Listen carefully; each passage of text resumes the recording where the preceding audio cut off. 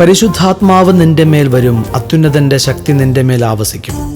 ദൂതന്റെ ഈ സന്ദേശം പരിശുദ്ധ അമ്മയ്ക്ക് ധൈര്യം പകരുന്നതായിരുന്നു. അത്യുന്നതന്റെ ശക്തി ത്രിയേക ദൈവത്തിലെ മൂന്നാമത്തെ ആളായ പരിശുദ്ധാത്മാവാണ്. ആത്മാവിനെ വ്യക്തി സാന്നിധ്യമായി കാണാൻ കഴിഞ്ഞാൽ തീർച്ചയായും ആ വ്യക്തിയുടെ ജീവിതം ഭാരരഹിതമാകും. കൂട്ടുകൂടാനും ആലോചന ചോദിക്കാനും സഹായകനായ ആത്മാവിൻ്റെ സൗഹൃദം കരുത്തേകും.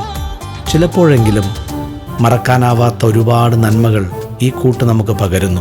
നിറസാന്നിധ്യമായി ആത്മാവെ അങ്ങ് വരണമേ. ദിവ്യസ്നേഹജ്വാലയായി ജീവനേകും ശക്തിയായി ആത്മാവേ വന്നിറങ്ങണമേ. ആത്മാവേ വചനമേകണമേ. ദിവ്യസ്നേഹജ്വാലയായി ജീവനേകും ശക്തിയായി ആത്മാവേ വന്നിറങ്ങണമേ. ആത്മാവേ വചനമേകണമേ.